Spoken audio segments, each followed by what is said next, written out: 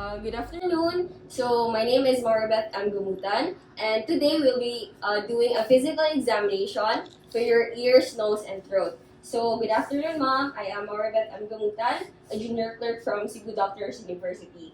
So, Mom, may I ask your name? Catherine. Okay.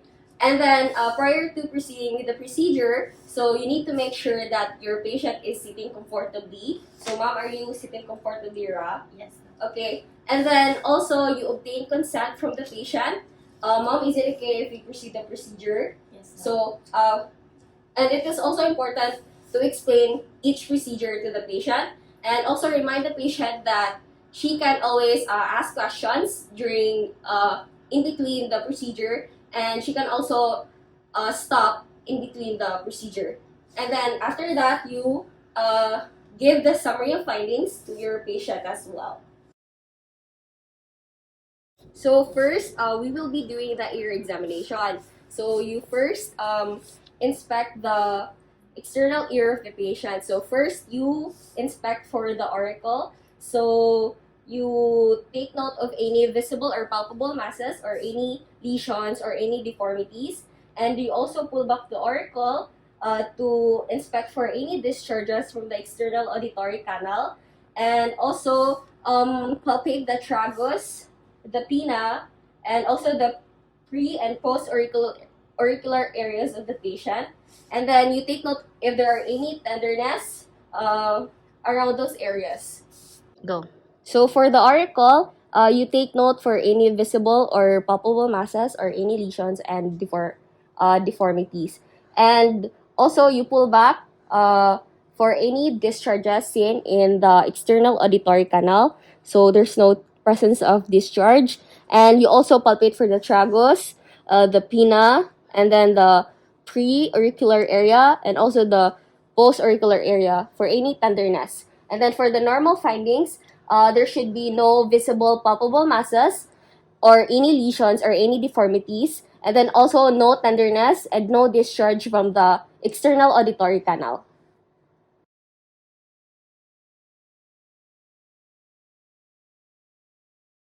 Now we will be proceeding for your otoscopy. So for your otoscopy, you hold the otoscope like a pen or a hammer. So you then ask the patient to slightly tilt his head away. So mga pwede ka mo tilt like that.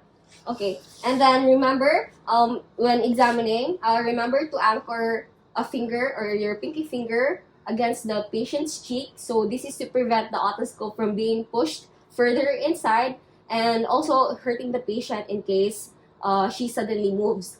So to straighten the auditory canal, so you pull the auricle upward and then backwards for adult patients and downward and backward in children.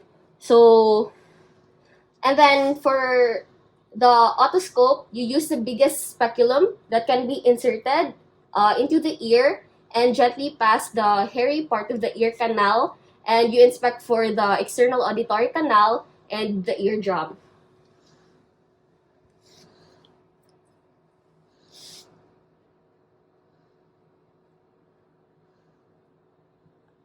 And then you check for the ear canal patency, if there is patency and stenosis. So as upon checking here, the ear canal is patent. And then you also check for any presence of cerumen. So there's no presence of cerumen. And you also visualize the tympanic membrane and inspect for the visible cone of light. And then for the normal findings, the ear canal should be patent, no cerumen, and the tympanic membrane should be intact with a distinct cone of light with no discharges. And also for the ear examination, for the external ear and also for the otoscopy, do not forget to examine both ears.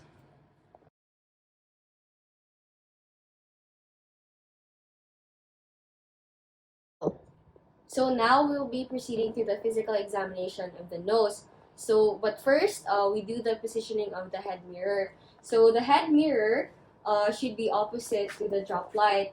So the drop light should be at the back of the patient, on the same side as the examiner's head mirror. So this is to prevent the head of the patient from blocking the light that should reflect into the mirror and onto the patient's face. So you then sit on sit with legs on one side and also parallel to the patient's legs. So you do not straddle the patient. So for the head mirror, you should wear it over the eye that is opposite to the drop light, and you should be able to see clearly through the hole in the middle. And then the mirror is adjusted to shine the light into the structures that is being examined. So since we are examining the nose, it should be like that. Okay, so now we inspect the external nose for any gross deformities, and also palpate any form of deformities as well, or any facial tenderness. Wala rin sakit, ma'am. Okay. And then you ask the patient to breathe through the nose to check for their patency. So ma'am, ako tabunan ng isa ka nose. On the other side as well. And then we proceed to your anterior rhinoscopy. So make sure to assess the nasal structure with and without the decongestant. And then you hold the nasal speculum with your dominant hand. So my dominant hand is my right hand. And then you insert it with the blades close to one nostril, and then spread open once it is inside. So like that. And then you brace or anchor your index finger like that on the patient's nose to prevent the speculum from being pushed further inside, and also to prevent from hurting the patient in case he will suddenly move. And then use your other hand to support and adjust the patient's head. So ma'am, pwede ka mukuan, ma'am. And then also, you then identify the nasal septum, inferior, and the middle meatus turbinates. And then once done, you withdraw the blades partially open, and this is to prevent pulling the nasal vibrissae. And then you repeat the procedure in the other side. So for the reportable findings of the patient, so the nasal septum is midline. There were no masses and or any lesions that were visible, and there were no presence of any discharges on both sides of the nostrils of the patient.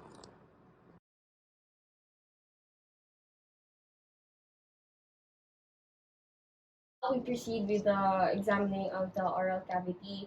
So a tongue blade is used to retract the mucosa and tongue to visualize each of the subsites. So we have 7 subsites of the oral cavity. So we have your lips, alveolus, buccal mucosa, hard palate, the anterior 2/3 of the tongue, the floor of the tongue, the floor of the mouth, and also the retromolar trigon.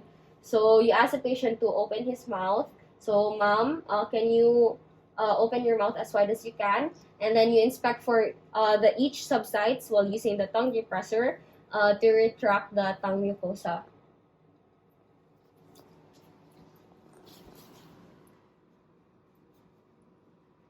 So like that.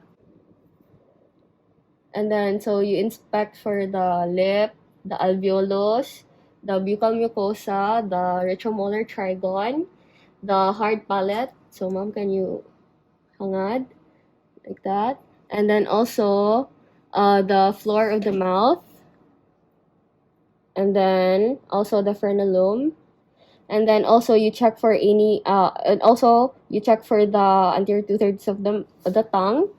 And then you take note if there are any lesions that are present. If it is present, you take note of its size, consistency, and as well its appearance.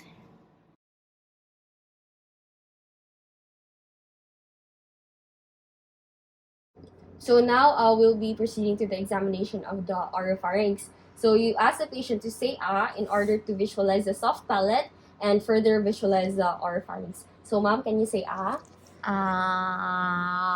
And then you use a tongue depressor to depress the tongue and to visualize the soft palate and tonsils. These are the easily visualized structures in the oropharynx. So for grading of the tonsillar grading, so this is 0 since the tonsils are entirely within the tonsillar fossa.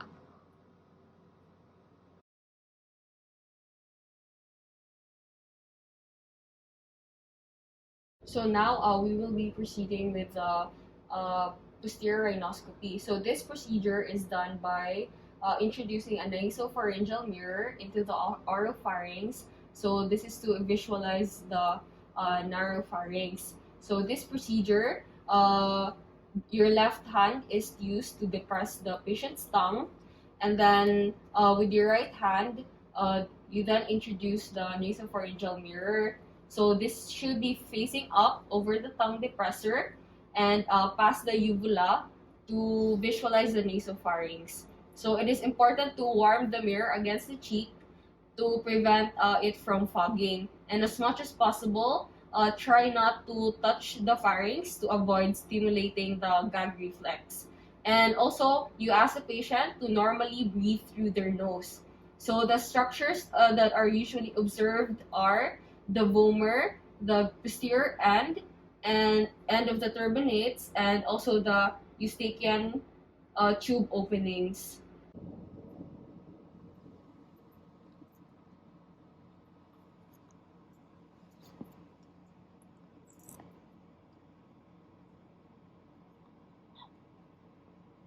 So you then inspect for the vomer, the posterior end of the turbinates, and also for the eustachian tube openings.